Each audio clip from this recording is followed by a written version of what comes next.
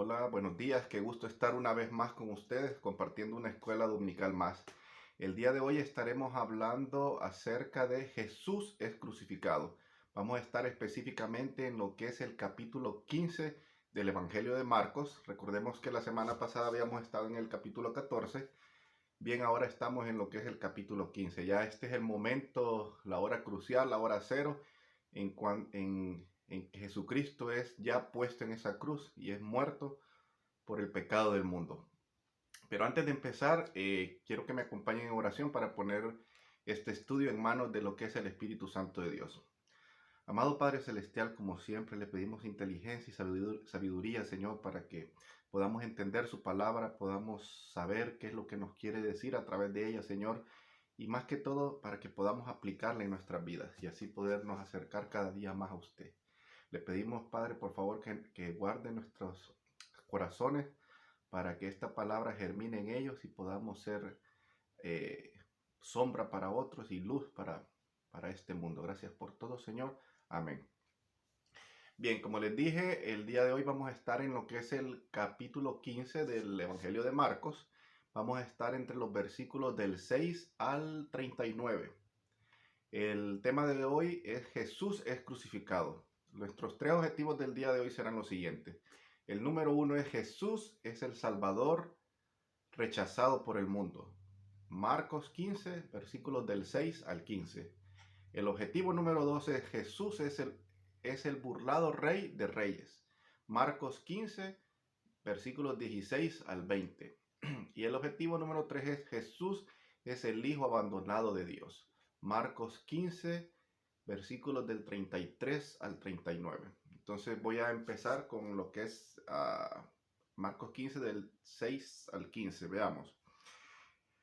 Jesús sentenciado a muerte. Ahora bien, el día de la fiesta le soltaba un preso cualquiera que pidiesen, y había uno que se llamaba Barrabás, preso con sus compañeros de motín, que habían cometido homicidio en una revuelta. Y viniendo la multitud comenzó a pedir que hiciese como siempre le había hecho. Y Pilato le respondió diciendo, ¿queréis que os suelte el rey de los judíos? Porque conocía que por envidia le habían entregado los principales sacerdotes. Mas los principales sacerdotes incitaron a la multitud para que le soltase más bien a Barrabás. Respondiendo Pilato les dijo otra vez, ¿qué pues queréis que haga del que llamáis rey de los judíos? Y ellos volvieron a dar voces, crucificadle. Pilato les decía, pues qué mal ha hecho. Pero ellos gritaban aún más, crucificadle.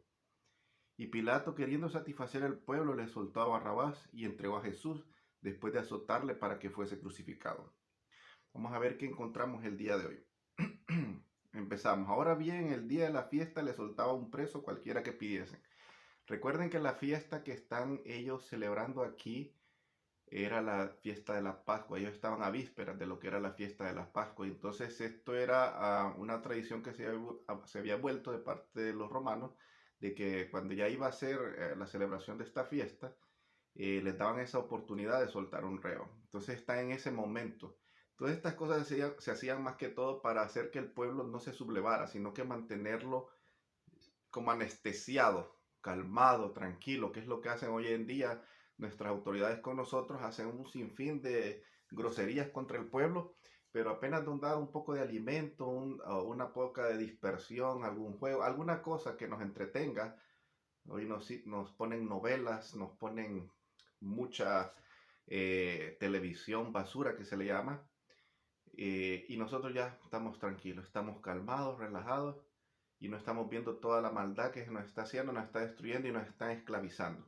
Eso es lo mismo que se hacía en este momento, en ese tiempo de la historia. Los romanos hacían cosas como estas para poder calmar un poquito los ánimos del pueblo y que así no se sublevaran y mantenerlos tranquilos y seguirles sacando todos sus impuestos, su dinero, su esfuerzo laboral, todo. Ellos, como todo imperio, lo que hacían era succionar la fuerza de otras naciones o tribus que estaban bajo su esclavitud y ellos hacerse todavía más poderosos. Entonces eso es lo que está sucediendo aquí.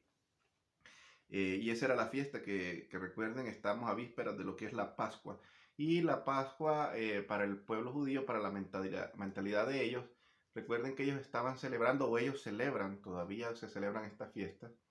En la Pascua, ellos lo que celebran es cuando ellos salió el pueblo de Israel de la esclavitud de Egipto. Y específicamente en el momento que ellos van a cruzar el Mar Rojo, recuerden que Dios abrió las aguas y a través de él pasó el pueblo de Israel totalmente seco. Bueno, eso es lo que les recuerda esta fiesta de la Pascua. Están recordando ese momento que ellos están siendo liberados del yugo de la esclavitud de los egipcios, perdón, y ese momento grandioso en la historia de la humanidad, que aunque muchos científicos han querido, han hecho muchas investigaciones y han tratado de eliminar este hecho o tratar de decir que no es veraz, más bien muchos de estos al final terminan certificando que es cierto y todavía siguen buscando formas de quererlo decir que no. Y así muchas otras cosas dentro de la Biblia, pero nosotros vemos que entre más se busca y más se trata de negar que esta palabra es verdadera, más se comprueba que la misma es cierta y es la palabra de Dios. Pues entonces, eso es lo que ellos estaban celebrando, ese momento majestuoso. Imagínense, en ese momento, cuando las aguas se abren, las aguas del mar, nosotros podemos ver que esas dos columnas, ¿cómo se llamaban? La muerte y el pecado. ¿Y qué es lo que, si nosotros vamos a Éxodo 14 y lo buscamos aproximadamente el versículo 19, creo, ahí vamos a ver la descripción de cuando sucede esto, vamos a ver que un viento recio viene de, de oriente, creo, de oriente, perdón, y cruza lo que es el mar, lo abre.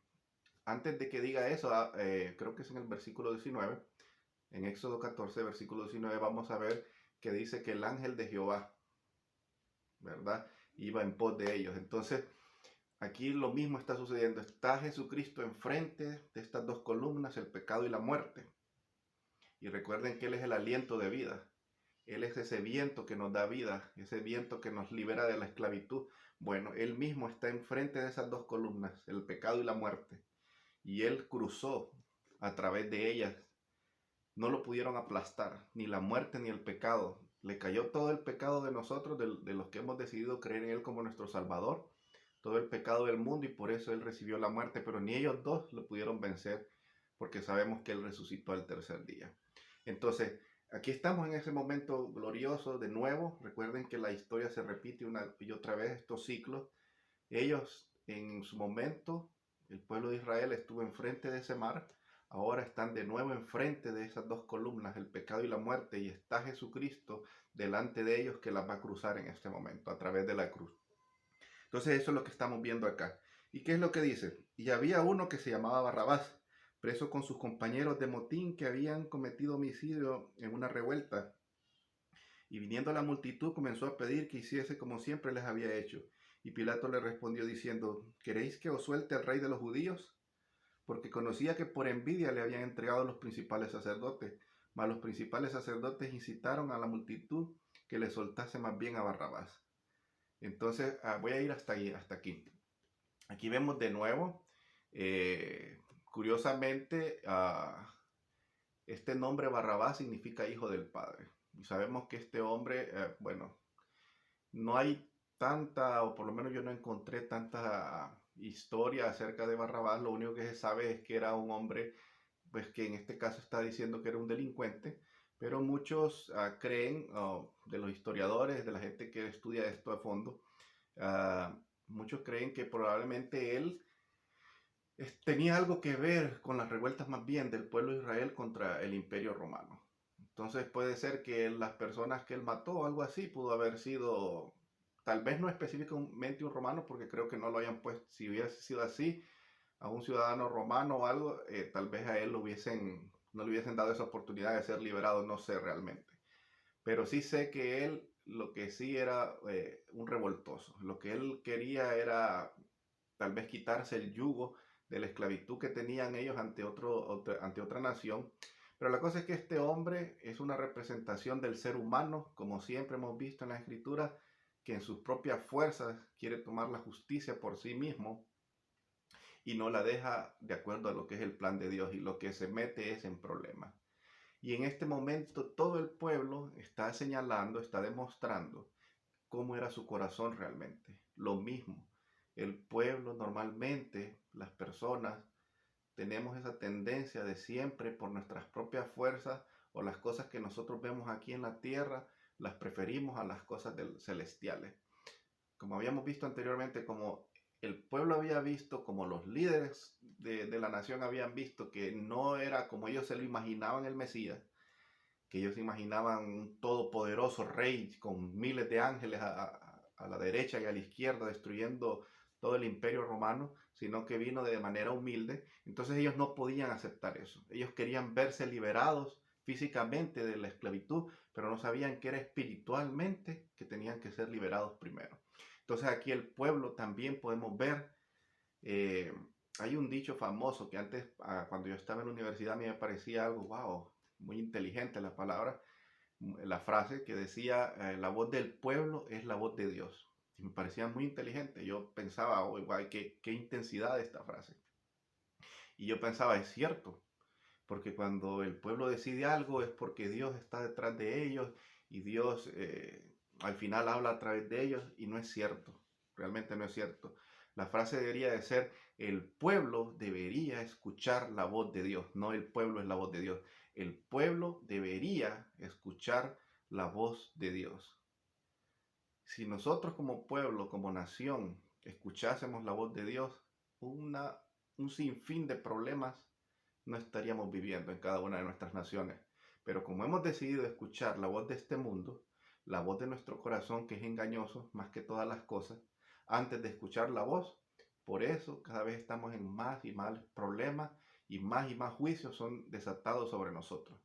Entonces, aquí vemos un ejemplo claro de cómo el pueblo es tonto, somos tontos y siempre elegimos a este mundo antes de elegir a nuestro Salvador y Redentor. Entonces aquí vemos cómo estos líderes influenciaban y les decían, aquí dice claramente cómo ellos influenciaban sobre la multitud y decían crucificarle y ellos de tonto repetían. No se acordaban, se les olvida rápido, eso es otro problema que tenemos como nación, como pueblo. Nosotros se nos olvida rápido lo que Dios hace por nosotros. Muchos de esos que estaban ahí posiblemente fueron a los que Él alimentó cuando tenían hambre. Muchos de ellos les hizo milagros de sanación, recobraron su vista, dejaron de ser cojos, dejaron de ser mancos. Algunos volvieron a la vida, sabemos. Sin embargo, todo el pueblo le rechazó. Hasta sus mismos discípulos, que no, tal vez ellos no gritaron crucificarle, pero se quedaron callados. Se escondieron, como lo hace hoy en día la iglesia. Cuando vemos que el pueblo empieza o los gobiernos, las naciones empiezan a querer demeritar la palabra de Dios, cuando vemos que nos inundan con cosas como lo que está sucediendo ahorita, que acaba de suceder lo del Halloween, y empezamos nosotros a celebrar lo mismo que ellos hacen, ahí nosotros vemos cómo nos quedamos callados igual que los discípulos y somos unos cobardes y dejamos que todo este mundo, las malas influencias de este mundo, que es gobernado por Satanás, nos envuelvan. Y al final, ¿a quién es el que nosotros crucificamos? A nuestro Señor Jesucristo. Eso es lo que estaba haciendo la multitud y eso es lo que hoy en día parece ser que la mayor parte de nuestra iglesia que está dormida es lo que está haciendo. Estamos dormidos, estamos callados con miedo a expresarnos y a decir que estamos en contra de, por ejemplo, todo lo de la homosexualidad y todas esas leyes que se están aprobando, cómo se aprueba el aborto, que ya incluso a los niños pueden nacer y las primeras horas todavía, mientras no se le pone que es ciudadano, puede usted eliminarlo al niño, o sea, y así como eso, lo que les dije ahorita, lo del Halloween y muchas otras porquerías que el ser humano hace, nosotros nos quedamos callados, no decimos nada, estamos en total silencio, estamos haciendo igual que hicieron los discípulos con Jesucristo en la cruz, estamos callados. Entonces no podemos criticar lo que ellos hicieron cuando nosotros mismos estamos haciendo eso. Entonces es tan malo el que mata la vaca, como dice en mi pueblo, es tan malo el que tanto peca el que mata la vaca como el que le jala la pata. O por omisión también, al no hacer algo, estamos igual de pecando. Y eso es lo que sucedió en este momento y todo el pueblo lo estaba demostrando. Dice, donde había quedado, más los principales sacerdotes iniciaron la multitud para que soltase más bien a Barrabás. Incitaron, perdón. Respondiendo Pilato le dijo otra vez: ¿qué pues queréis que haga del que llamáis rey de los judíos? Y ellos volvieron a dar voces: crucificadle, crucificadlo. Pilato les decía: pues qué mal ha hecho, qué mal ha hecho. Pero ellos gritaban aún más: crucificadle. Y Pilato, queriendo satisfacer al pueblo, le soltó a Barrabás y entregó a Jesús después de azotarle para que fuese crucificado. Aquí vemos nosotros hasta qué punto llega la insensatez de nosotros como pueblo de Dios. A veces tienen que ser gente que ni siquiera admite que Dios es Dios, ni siquiera admite que Jesús es el Salvador de este mundo. Gente intelectuales, porque este hombre era un hombre intelectual, desde que era un gobernador o tenía que haber sido un hombre muy preparado. Una cosa que me llamó la atención cuando estaba estudiando un poco acerca de la vida de Pilato es que este hombre, a veces cuando nosotros lo hemos visto en las películas que nos presentan de cristianas para el tiempo de la Semana Santa, pareciera como un hombre tranquilo, un hombre muy ponderado, un hombre que no cae del todo mal, pero según lo que yo estaba viendo, era un hombre bien sanguinario. Era un hombre que no se andaba con medias pintas, como dicen en mi pueblo, y para él era fácil, rápido mandar a alguien a crucificarlo, a matarlo, a hacerle pasar algo despiadado. Y eso lo que nos revela es la maldad, la intensidad de la maldad del corazón de este consejo de judíos, de este grupo de hombres, los cuales lo enviaron a Jesús con Pilato. O sea que para la mentalidad de ellos, lo que ellos sabían, vamos a mandarlo con el gobernador más despiadado de todos, para que no quepa duda, que no vaya a haber posibilidad de que él no vaya a ser crucificado. Y este hombre, que era el más despiadado, empieza él mismo a decirles: yo no encuentro nada malo en este hombre. No sé por qué le quieren crucificar, qué es lo que él ha hecho. Dice una parte de la escritura, cuando ustedes lean todo el capítulo 15, porque como siempre les motivo a que lean todo el capítulo, no solo todo este capítulo, sino vean esta misma historia, aparece en todos los evangelios. Entonces léanlo para ir reuniendo todas las aristas y todo eso que nos hace tener la información más correcta y ver todo el contexto de lo que está sucediendo. Entonces dice que este hombre, este Pilato, se maravillaba con el accionar de Jesucristo, mientras otros hombres tal vez pedían piedad, que no lo hicieran, que por favor eran inocentes. Jesucristo siempre cuando tuvo que contestar, contestó de una manera corta y concisa, sin mucha palabrería, y se quedó callado, esperando cuál fuera el veredicto final. Pero las contestaciones que hizo Jesucristo, cuando uno estudia más o menos cómo era todo esto, tenían una gran sabiduría e hicieron que cada vez que él contestaba, aunque sean 2, 3 palabritas que él contestaba o una frase pequeña, hacían que el veredicto, que todo el juicio se llevara hasta lo máximo que era en ese momento de la corte romana, que todos los posibles salvoconductos que hubiesen o que revelara toda la situación de lo que estaba sucediendo se diera dentro de este juicio, que pusieran todos los cargos sobre la mesa, de los cuales en todos salió inocente, y que él colocaría cuál era la causa por la cual vino a este mundo. Y entonces, para que al ser pesado en la balanza, se viera que la injusticia de este mundo siempre iba a ser que, a pesar de que él era inocente, fuera llevado a la cruz. Y eso iba a revelar todo lo que sucedía dentro del juicio, el corazón de los líderes de Israel, que al final de cuentas el corazón de los líderes, como siempre he dicho, solo refleja el corazón del pueblo en general. Y eso es lo que estaba sucediendo. Entonces, en nuestro primer objetivo vemos cómo Jesús es el Salvador rechazado de este mundo, por el mundo, perdón. Jesús es el Salvador rechazado por el mundo. Lo hizo en ese momento el pueblo de Israel, y hoy en día nosotros, con nuestras acciones, tanto los que nos llamamos cristianos como la gente que no cree en Dios, con nuestras acciones seguimos rechazando al Mesías. Y Él nos sigue dando la oportunidad, mientras tenemos vida, de arrepentirnos y acercarnos a Él para darle la honra y la gloria que Él se merece, y así ser llamados sus hijos. Bien, entonces vamos ahora a nuestro segundo objetivo. El segundo objetivo es: Jesús es el burlado Rey de Reyes. Jesús es el burlado Rey de Reyes. Vamos a estar de los versículos 16 al 20. Vamos a ver qué nos dice. Entonces los soldados le llevaron dentro del atrio, esto es el pretorio, y convocaron a toda la compañía, y le vistieron de púrpura y poniéndole una corona tejida de espinas, comenzaron luego a saludarle: salve, rey de los judíos. Y le golpeaban en la cabeza con una caña y le escupían, y puesto de rodillas le hacían reverencia. Después de haberles encarnecido, le desnudaron la púrpura y le pusieron sus propias vestiduras y le sacaron para crucificarle. Aquí vemos nosotros, en resumen, cómo estos soldados se empezaron a burlar del Mesías. Estos soldados, los romanos, cuando hablamos de Roma en las escrituras, al igual que como cuando hablamos de Egipto o Babilonia, todo esto es el mundo.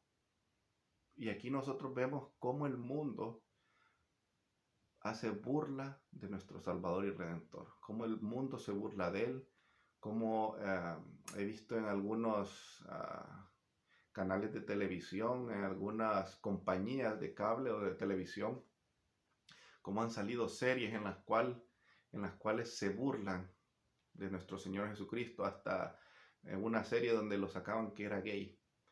Y así el mundo se está burlando de él.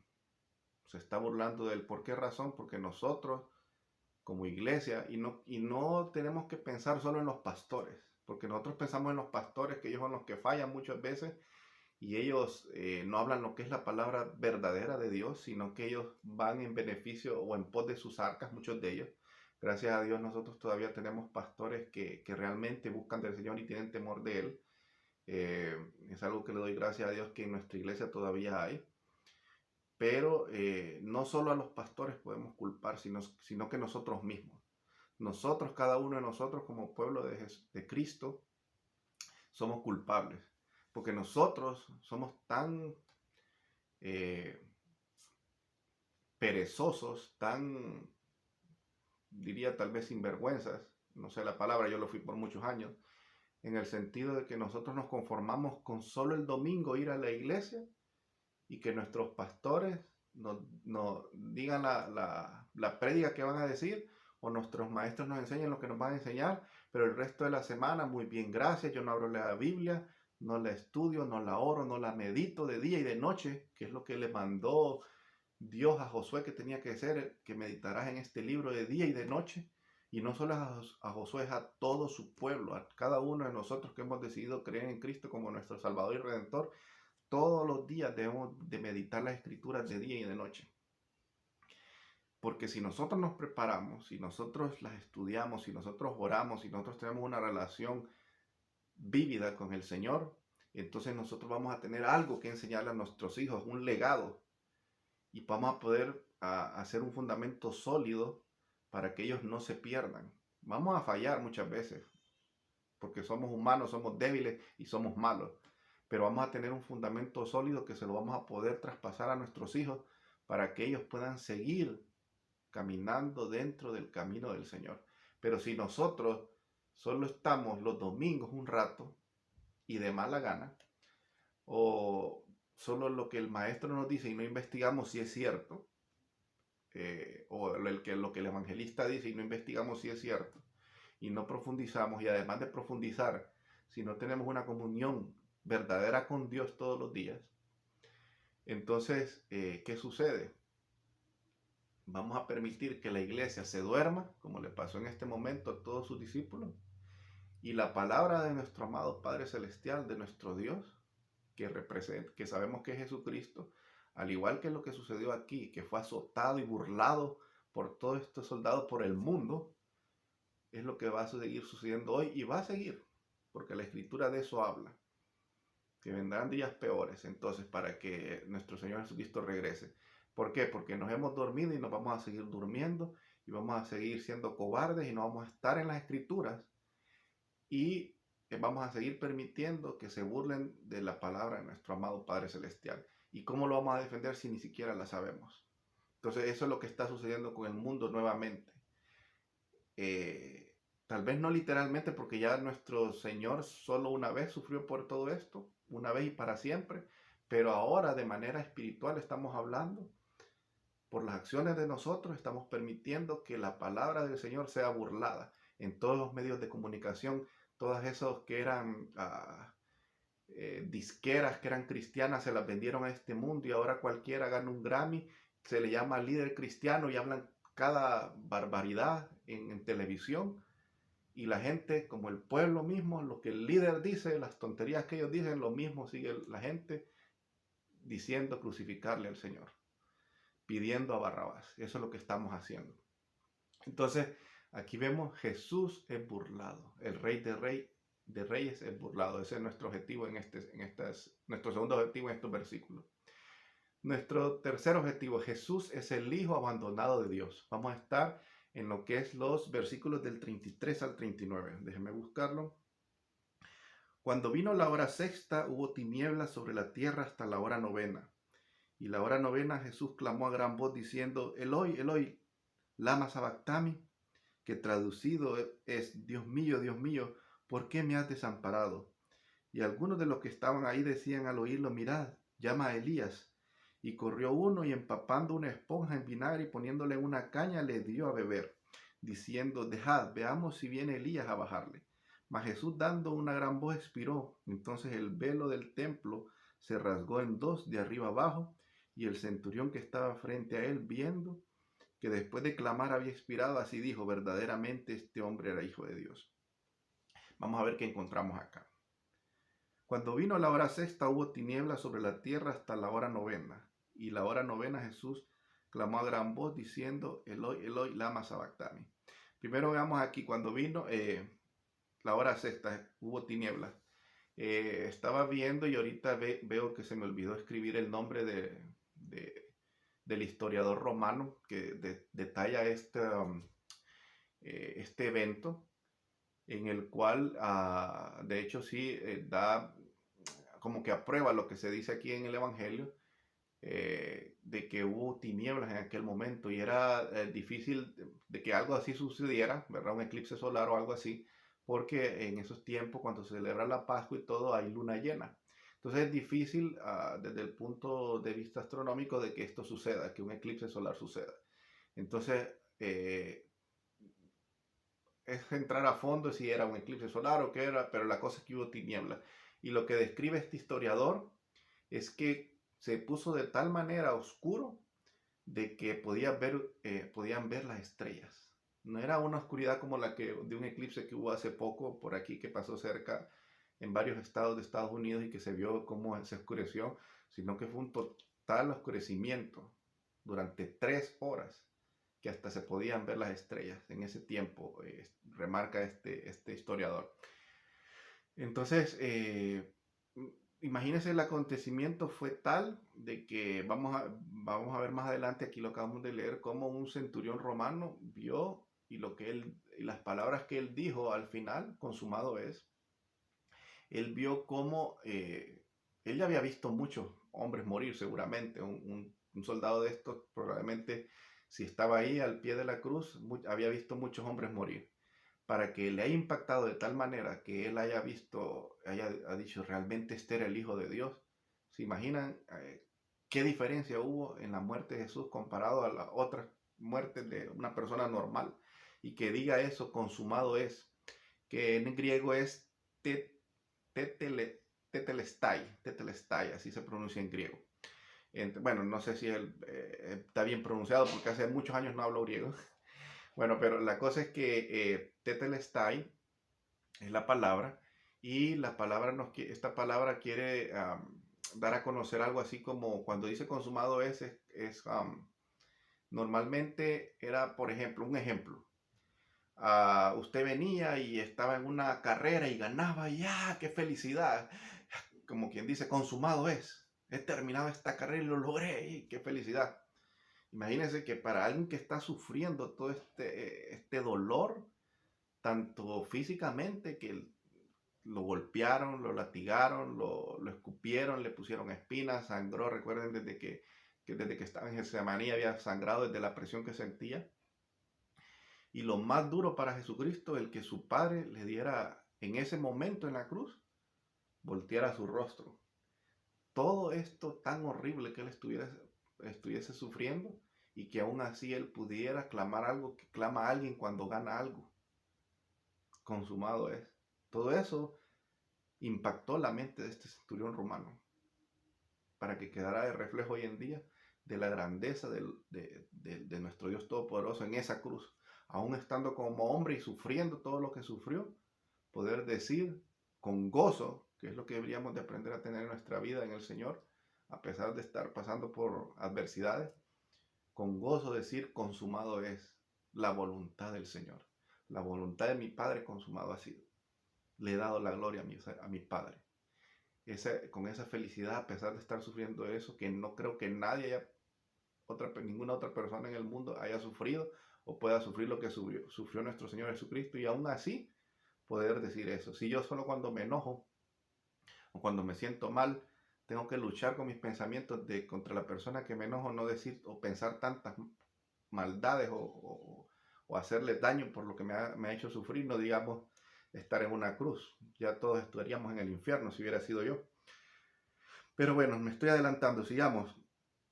Dice Eloi, Eloi, lama sabactami, que traducido es Dios mío, ¿por qué me has desamparado? En este momento, antes de que pase esto que les dije de consumado es obvio que él se sintiera abatido totalmente. Recuerden que en ese momento él es humano totalmente. Y en ese momento está separado del Padre. O sea que está sintiendo toda esa presión en su única humanidad. Y es normal que él diga esto, ¿por qué me has desamparado? Si en toda su eternidad, como lo hemos dicho en los capítulos, en los estudios anteriores, antes y después de ese momento, nunca se apartó ni se volverá a apartar el Padre de su Hijo. Pero en ese momento se apartó. Y ese es un terrible sufrimiento, y así deberíamos de sentir nosotros al estar apartados de Dios. Sin embargo, nuestras mentes cauterizadas, nuestra maldad y nuestro pecado nos separa de Él de tal manera que no nos importa no estar de día y de noche meditando en su palabra. Y dice, y algunos de los que estaban ahí decían al oírlo, mirad, llama a Elías. Y corrió uno y empapando una esponja en vinagre y poniéndole en una caña le dio a beber, diciendo, dejad, veamos si viene Elías a bajarle. Ahí también podemos ver nosotros cómo algún conocimiento tenía estas personas de quién era el profeta Elías, obviamente porque eran pueblo de Israel. Pero ese es el problema. Nosotros podemos tener conocimiento de las escrituras, pero no la vamos a saber aplicar por el hecho de no estar realmente nuestro corazón en lo que es la voluntad del Señor, sino que solo por oficio, por religiosidad, nosotros venimos y cumplimos con estatutos, o voy y me bautizo y voy a la iglesia los domingos, pero realmente no comparto con el Señor de día y de noche. Entonces ahí es cuando uno tergiversa la información y las escrituras, y esto es lo que estaban haciendo estos hombres, tergiversando la escritura. Y totalmente, ni siquiera algo que para ellos tenía que haber sido claro cuando estaba diciendo Eloi, Eloi, lama sabactami, o en otro de los evangelios dice Eli, Eli, lama sabactami. Para nosotros tal vez son palabras raras porque no es lo que nosotros hablamos, no es nuestro idioma, no es la lengua, pero para ellos debería de ser muy familiar porque es su lengua. Sin embargo, así de ciegos estamos ante las escrituras, ante la palabra y ante cualquiera que hable en nombre del Señor, que es lo que estaba haciendo nuestro Señor Jesucristo. Dice, mas Jesús dando una gran voz expiró, entonces el velo del templo se rasgó en dos, de arriba a abajo, y el centurión que estaba enfrente de él, diciendo, después de clamar, había expirado, así dijo, verdaderamente este hombre es hijo de Dios. Aquí vemos nosotros cómo ese velo, que eso representaba, recuerden cuando hemos visto en estudios anteriores acerca del tabernáculo y que el templo es una copia en grande del tabernáculo y algo ya fijo, y este velo era gruesísimo, y ahí solo podía entrar el sumo sacerdote. Sin embargo, en el momento de esta expiación, en el momento que Jesucristo muere y lleva todo el pecado del mundo, inmediatamente que se rompe el velo, si se fijan de arriba hacia abajo, dicen algunos estudiosos de esto, gente que sabe de más o menos la textura con que se hacían estos velos, que usted podría colocar dos toros jalándolos de lado a lado y muy difícilmente se iba a romper. ¿Se imagina un toro con la fuerza que tiene? Yo he visto, la vez pasada viendo unos videos, vi un toro con su cabeza levantando la parte de enfrente de un carro, de un Jeep, y destrozándole toda la llanta. Imagínense dos toros jalando, y que no puedan romper ese velo y que ese velo sea roto de arriba hacia abajo, que era más lógico que se rompiese de abajo hacia arriba. Sin embargo, de arriba hacia abajo, porque es Dios mismo quien rompió ese velo. Y algo curioso, cuando ese velo se rompe, este centurión romano inmediatamente dice, verdaderamente este era el Hijo de Dios. Aquí podemos ver yo diría que fue una conversión. Para que usted pueda ver que realmente Jesús es el Hijo de Dios, usted tiene que romperse ese velo. El velo de la religiosidad o cualquier otro velo que tengamos, el ateísmo, lo que sea que nos aleje de Dios es un velo. Eso se tiene que romper para que nosotros realmente le demos la gloria y la honra a Jesucristo y digamos, podamos proclamar que Él verdaderamente es el Hijo de Dios. Ahí vemos cómo Jesús fue abandonado por el Padre por unas horas, porque tenía que llevar el pecado del mundo en sus hombros. Todo nuestro pecado, todos los que hemos creído en Él, en el mundo, todos los que hemos creído en Él y nos hemos arrepentido y lo hemos proclamado como nuestro Salvador y Redentor, nuestro pecado lo llevó Él sobre sus hombros y fue abandonado por Dios, como dice nuestro objetivo número 3, por un momento. Pero después de eso, al resucitar, ahora Él está en lo más alto, a la diestra del Padre. Y Él es el Rey de Reyes y Señor de Señores. Gracias por un domingo más, por compartir conmigo. Recuerden que no les puedo enseñar todo lo que está aquí. Hay mucho que estudiar. Pero espero que esto les haya servido de una pequeña guía y resumen para que ustedes se animen a seguir estudiando. No todo el mensaje de hoy no crean que quiero regañarlos ni nada, sino exhortando a que debemos de estar sujetos a la palabra, porque me da tristeza, como lo hice ayer, recorrer la ciudad y ver cómo muchas iglesias y mucha gente que se dice cristiana celebrando cosas que no tiene que celebrar un cristiano, como el Halloween. Entonces, amado Padre Celestial, gracias por un día más de vida, por bendecirnos, por guardarnos por su palabra, Señor. Le pedimos, por favor, que nos guarde en nuestros caminos y no permita que nos alejemos de usted, Señor, y que cada día podamos más acercarnos y a darle la honra y la gloria que usted se merece, Padre. Y que no nos permita que este mundo nos ahogue en sus maldades sinvergüenzadas, su pecado que nos aleja de usted, Señor. Gracias por todo, Padre. Amén. Que Dios les bendiga, que tengan una feliz semana y que el favor de Dios esté con ustedes. Bye.